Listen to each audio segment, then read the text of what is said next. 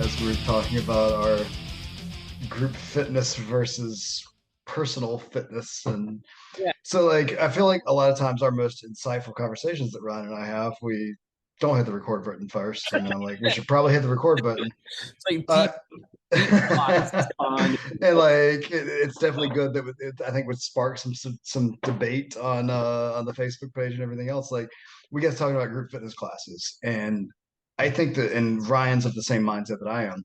Like group fitness classes, I think definitely have their place. It's great for the camaraderie. It's great for burning some calories. But to me, like fitness is such an individualized approach, and like that's what we do with franchise nutrition and fitness is create individualized programming.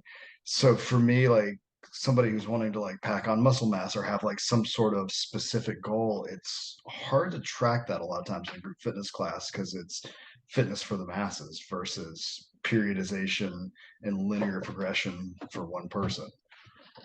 Yeah, I really appreciate group fitness classes for the social aspect and the camaraderie that's built in a group of people that are doing the same activity, operating towards something, a specific endpoint, like getting through a workout. But all of those people inside of that group class may not have the same goal. And that's Yeah, kind of it becomes kind of more like a sport setting than it does a fitness setting, which I mean has its place. It's fun because like you see people like you see teamwork and discipline and people encouraging the other people around them to finish it. I've taught some really fun group fitness classes and you get to know everybody and it becomes this family thing. But typically I've taught this group fitness classes and then people will talk to me on the side like, hey, like I'd really like to work with you as one-on-one as a trainer because I have these individualized fitness goals. yeah. Did you ever do body pump? I did. I don't know if it still exists or if It it. does. It does. I was actually talking to somebody a few weeks ago that takes body pump. Yeah, I know there's a lot of things that are similar to it now. I feel like Body Pump was one of the originals, like geez, of those weight group fitness classes. I did Body Pump once and I was the fool that put too much weight on the bar. Yeah, I always told people like, yeah, body pump had a way of kind of humbling you because the like I took a certification course and having only, I literally took one body pump. Like I'm everything I hate in this scenario. I took one body pump class. I can do this, and then decided to get the certification. Don't ever do that. That's stupid. But I just like I got certified. I just like I don't really want to teach this, but yeah, I got certified. It was humbling. Like, yeah, because you like, I can pack all this weight on the bar, and then you realize you're doing 5 gazillion reps of an exercise. You're like, I should have packed on so much weight on this bar. Yeah, I can't remember what I had on the bar. But it was they stated what exercise we were going to start with. And then when it moved towards the second or third exercise, and I realized that, oh, the weight doesn't come off the bar. You just keep using the same weight for Right, the exercise. right. Yeah, that's when I was humbled and moved to the back of the room with my bar. Weight off. So no, I actually remember the certification class that I took because I remember calling you on the break because we had a wrestling booking that night. I was like, I'm not gonna be able to make the booking because I have to work on the choreography tonight because like I'm getting tested in class tomorrow. Yeah, that's great. That's good stuff. That's a fun thing to miss wrestling booking for something that's actually going to pay you. You know? And I remember like our good friend JV, like he's not gonna friggin' listen to this, but whatever. Like, so I won't shit on him too much. But like, yeah, he was like, come on, guys, are you sure? Like, no, I'm missing something for like legitimate professional reasons. Like, and this is a shit show. Like, it wasn't like I'm missing WrestleMania. Like, And sometimes at that particular show, you wouldn't even get the hot dog and a Coke. You know? So I distinctly recall not getting the hot dog one time, and I was a little peeved. I was just like, "Yeah, be kidding me, man! Like this is the one thing you get paid for with here, and it's going to be an hour and a half till we get home, and there's oh, my favorite was the time that we were on the way to that show, and the moron in front of us, like hard brake, everything. And I totaled up my car, and we called him and said we're not gonna make the show. Or called him and said we were in a wreck. And the first thing he asked was, "Are you still gonna make the show?" I was like, "Dude, my car is totaled out. Like, yes, if you were paying me $1,000, hell yeah, like I'm definitely gonna be there. But no, I'm going home and getting drunk, like, and figuring out how to get a new car, like." my cousin came and picked us up. Crazy. who can come pick us up? Let me quick go to the Rolodex of people that are available with vehicles to come. Your cousin, who was a personal training client of mine at the time, so we both had a connection. It's perfect. Like, Yeah. Maybe we'll have her on the podcast one time. We should do that. She's a psychologist I would love that. That would be fantastic. in eating disorders. So, um, everyone is affected by some kind of disordered eating at some point in time, whether it's ancillary to you or you yourself. I feel like everybody knows somebody, right? Kind of like, Yeah, I think that's yeah. You often hear people go, "Yeah, I knew somebody," or like even if it's yeah, borderline like binge eating for a lot of the people I work with like and weight loss stuff. So definitely. yeah, it's still not in the DSM, but what is it called? Orthorexia. The part where you only eat quote unquote healthy things. Yeah, like which I think yeah, you get a lot of people that are very much the all or nothing mentality. Like that's a lot of people I work with too. Like Right. so yeah, it's like and I always preach your mantra because I love it. Like, the food's not inherently healthy or not unhealthy. It's a relationship with food that's healthy. So like you get so many people like I'm eating clean. I'm eating clean. I have a good diet. I'm eating healthy. And it's like, let's delve into that. What's that look like? Yeah, it's difficult with a lot of people's perspective when it comes to quote unquote healthy eating. It's only fruits, vegetables, nothing that's white, um, nothing that is quote unquote processed. It starts greatly limiting what you can have. And if you're too hyper focused on that, a lot of times that can lead into disordered eating. So you got to be very careful with that. Um, and I think a lot of people, when it comes down to it, so this is kind of what we wanted to talk about today, is that the reason why they're doing it is for weight loss, but they don't know how much they should even consume. Absolutely. And yeah, because I oftentimes tell people, like bananas, boom, bananas, quote, are a healthy food. But I could easily eat 10 bananas, like that's not good. If I'm eating, 1,200 calories worth of bananas right there, like, no, like, and then adding on everything else. So, like, yeah, it's more so calories and portion control and all that stuff. So, yeah, you brought up the subject for today's podcast of like, how many calories do I need? Because I get asked that all the time. I know you get asked that all the time. Oh yeah, I like bananas though. Oh, I love bananas. What's your outside of banana, right? So the color on the outside. Do you lean towards more spotted or closer to green? So I try to buy so like because I hate going to the store all the time, even though I find myself going grocery shopping like 3 times a week. But like I try to get them like super, super green because that way I know like the first one I'm gonna eat, yeah, it's a little too green for my liking. But if I bought 5 bananas, by the time I get to that third one, like it's perfect. And then by the time I get to that fifth one, it's too mushy for me. And like most of the bananas I eat, I like doing kind of like overnight oats. So I can grab them before I go to the gym. So like I just smush up a banana and some oatmeal, some almond milk, stick some blueberries in there, a little bit of cinnamon, stick it in the fridge, and it's delicious when I get in the morning. Like grab my protein shake, grab that. That way I'm not taking too long. I'm half-assed asleep in the morning. Do you microwave your overnight oats? I like it cold. Pretty cold. Okay, yeah. Uh, Everybody's different. Um, I used to do, excuse me, sorry. I used to do a similar compound, but it was closer to like a parfait. I used granola, yogurt, and frozen fruit, and I would microwave that a little bit so it'd be all nice and warm. Have that, but it was pre-made, pre-packaged, put it together ahead of time. yeah, it's great because like talking to like so many clients, they're like, I don't have time in the mornings. Breakfast, we got the kids ready, I'm getting for work. I'm like, yeah, boom, overnight oats. Like toss them together because you can throw a protein source in there. Like sometimes if I don't want to do a protein shake, like I'll stick like vanilla protein in it, swirl it up. It's fantastic. Like yogurt, like you mentioned, there's all kinds of fun ways that it's a quick one stop fun breakfast. So it's part of your total caloric intake in the day. Part of that, that's going to be those subtle differences between what we just mentioned. There's probably a difference of like 50, 60 calories in there, right? So that goes into what we're talking about with how much should you consume in a day? Because even if you try to plan out your whole week, right? What you consume day to day is going to be different. Likely, it's highly unlikely that you are going to consume the exact same thing every single day. I know people that are very regimented like that, but generally speaking, you are unlikely to eat the exact same thing for an entire week. And so when we're thinking about how much calories should you consume is different than how many calories you are consuming.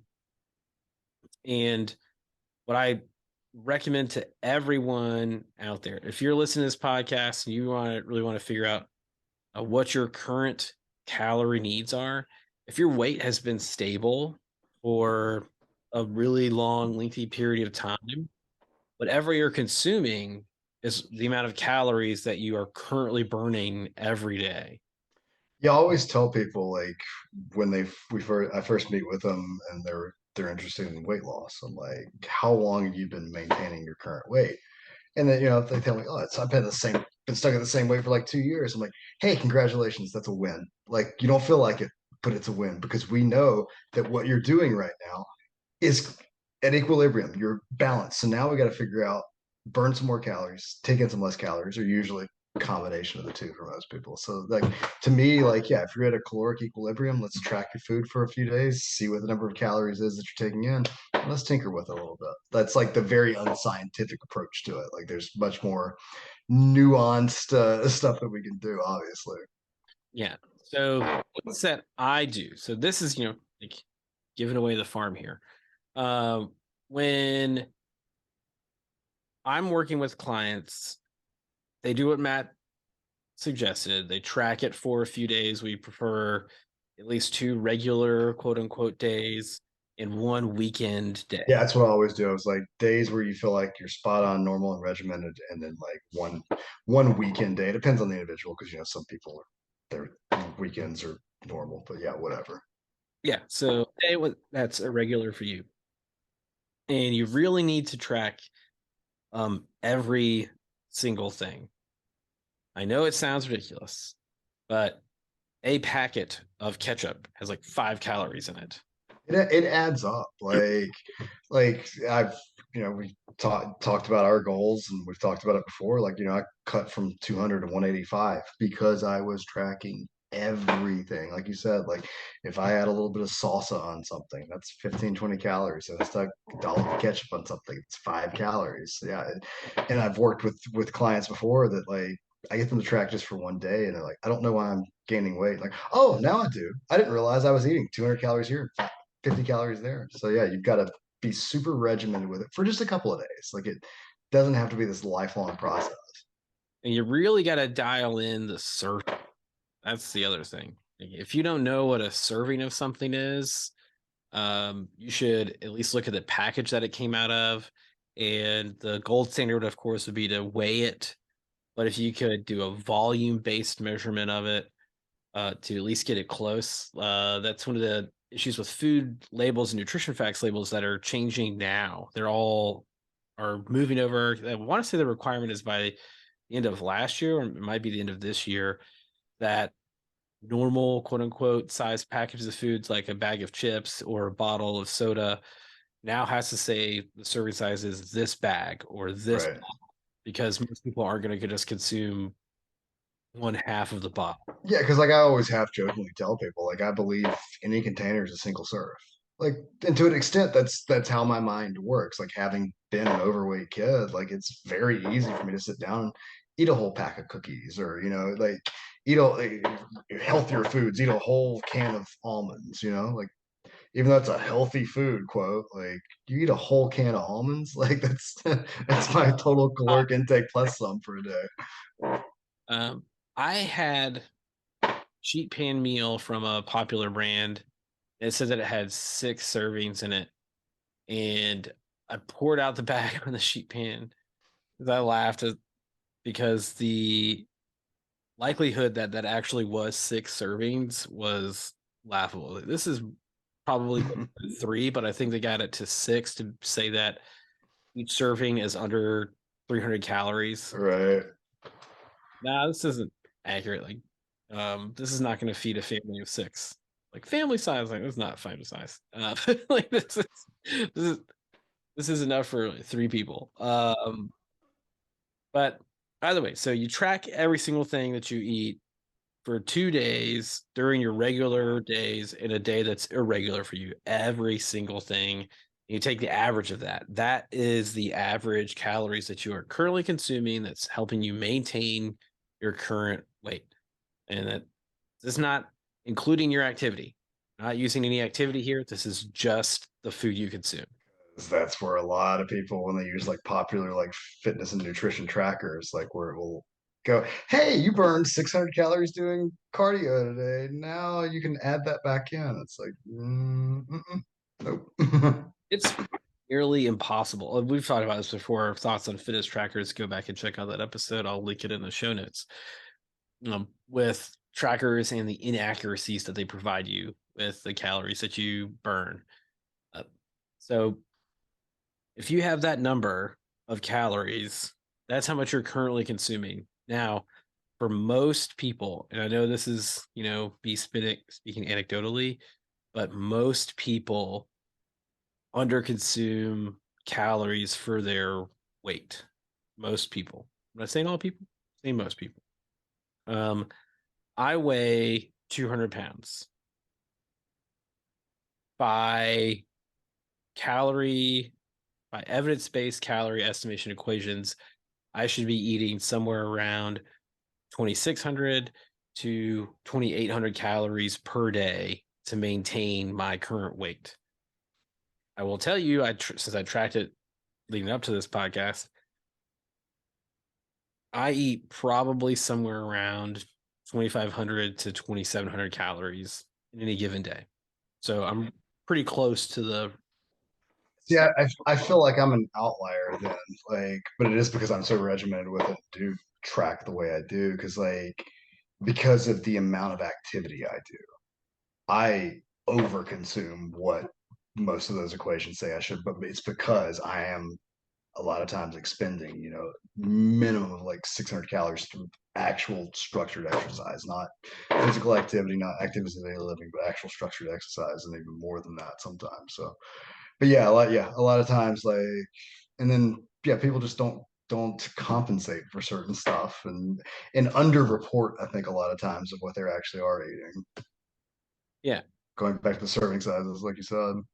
So a lot of we've talked about this multiple times in different versions, but your total daily energy expenditure, or TDEE, is really part of the bigger equation. So that's your resting metabolic rate, the thermic effect of food, and the thermic effect of physical activity, right? All of those things, the thermic are their heat, that's calories, that's energy burned.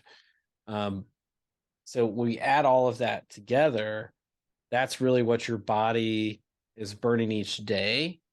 And there is some amount of metabolic adaptiveness towards what you're eating, right? Which is not spoken about a lot out in the I will say this: the literature is moving more that way. Like the evidence is moving more towards that. Maybe there's more in this than we thought. This the part of the nuance that's there, but a lot of things to be considered here is that um, if I have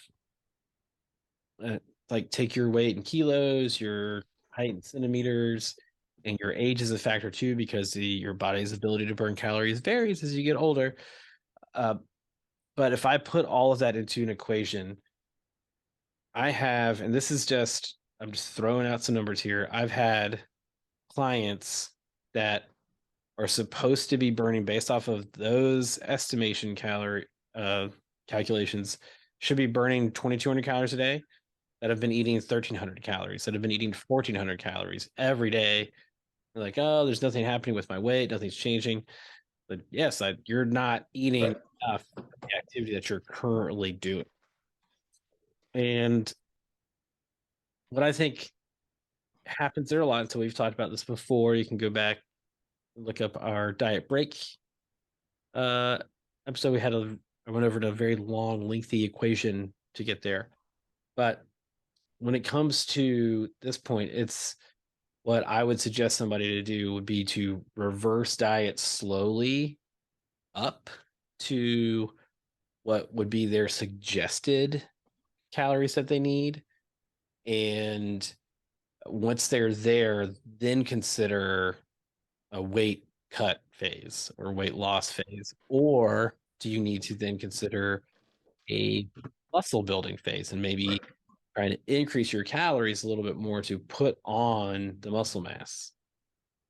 Um, but when it comes to that, there is an equation out there, and I'll link it in the show notes, but it's called Mifflin-St. Jeor. Mifflin hyphen st space Jeor. Mifflin-St. Jeor equation, or MSJ for short. That is the standard equation that we use now. That's a valid estimation of your resting metabolic rate. Okay. So utilizing that, you can get your resting metabolic rate. And remember, if we go back to our total daily energy expenditure, or TDEE, that RMR is only a third of those other things. So there's the thermic effect of food and the thermic effect of physical activity. The thermic effect of food is the energy cost of chewing food, swallowing, digesting, absorbing, and storing food. There's a lot in there, and that's basically like impossible to figure out from a like lay Right. standpoint. Like you need, And it's like I don't want to say it's a negligible amount because negligible like undersells it, but it's not as much as people want to like sell it as, because like always, like especially like protein intake, oh, the thermic effect of protein so much more than anything else. Like, okay, yeah, but if you're consuming 3 times your body weight number of grams of protein, like doesn't isn't going to automatically make you like burn more calories. Like, at most, that I've seen. So I haven't read every single study out there. Right. I've I'm read disappointed. right. So people come, I've read thousands of studies. Like, how many thousands do you think I read? I stopped keeping track a long time. But the most that I've seen is about 10% of your total daily energy expenditure is the thermic effect of food. And it's about, right? Like I've seen a wide variance from like 3% to 10. So yeah, so like if you're yeah, that's the same one I've seen. So good, we're either reading the same stuff or the same stuff aligns. But like yeah, because like think about it, like if your total calories 2,500 calories in a day, like you're looking at 250 from that, like Yeah. so maybe a Snickers bar, like So your resting metabolic rate is around up to 75%, and your thermic effect is at best 10, right? So that's 85%. So then you have 15% left of your total daily energy expenditure. That is the physical activity. So your non-exercise activity thermogenesis and your exercise activity thermogenesis. Right. So you can, that's where, if you're trying to lose weight, we talked about it before on the best exercise for fat loss episode. That's where you can get in extra calorie expenditure, is in that um, thermic effect of physical activity. And if you are working to build muscle mass, eventually your RMR will increase because you have more lean muscle tissue, which does burn more calories in a day than fat mass. still not nearly as much as a lot of people think. Like they're all of a sudden like, I put on a pound of muscle mass and now I can eat whatever I want. Like, doesn't quite work that way. Yeah, no, not at all. But um, which is one of a lot of the things people will come to us for fat loss.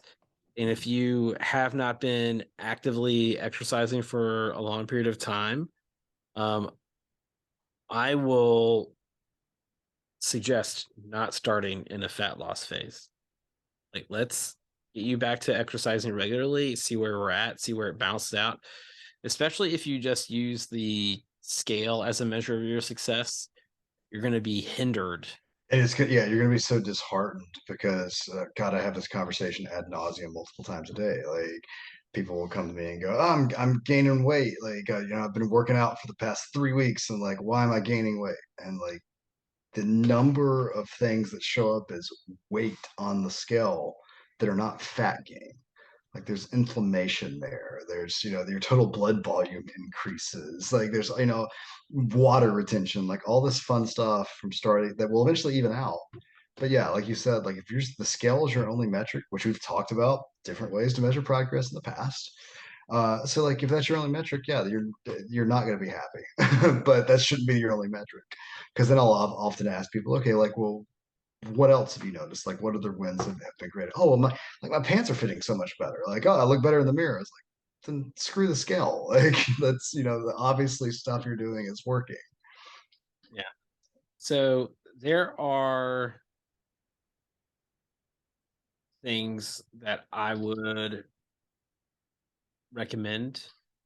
So if you're trying to figure out how many calories that you're having or that you should be getting, remember I mentioned the Mifflin-St. Jeor MSJ earlier. We utilize that thing as an RMR plus an activity factor. So it's not plus, but it's really that number RMR times an activity factor of anywhere from like 1.1 up to 1.6. I know it really sounds really weird, but it's very specific. I'm not going to go over all of those individual pieces right now, but that. No, do it like the episode where you where you broke down math. We had the math lesson. Oh yeah, well I can't.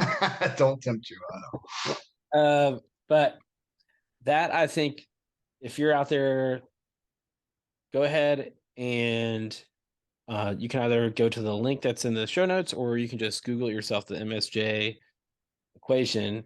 I know Google will generate a calculator for you, and you just plug in what you want. And then look at that. So save that number, record what you eat for the 2 days that are regular and a weekend day, and compare those numbers. Chances are they're different. And more than likely, if you're having a hard time, you look at the MSJ number and yours is way off from that and you're having a hard time, you really need some support and accountability to get you back to whatever number you should be at to help you reach whatever goals that you want. And that's where we come in. That's what we do. We help people achieve their goals by coaching them to better choices that help with the nutrition and the fitness that they need to improve their calorie balance, where it's the resting metabolic rate, your thermic effect of physical activity. Those things are what's going to help you achieve the goals that you want. And you can do it in a healthy and sustainable way. Like it doesn't have to be some crazy fad diet, crash diet. It doesn't have to be, cutting out stuff that you enjoy. It doesn't have to be exercising 5 hours a day. Like we can make it fit into your busy lifestyle and something that you can do for the rest of your life. Right. So head on over to franchisenf.com and sign up for your free meet and greet today. We get you started, get you set up. But other than that, go back, check out all our other episodes, and share this podcast with your friends. Maybe it'll be something that they've never heard of before. Like we say every week, maximize every bite. Maximize every rep.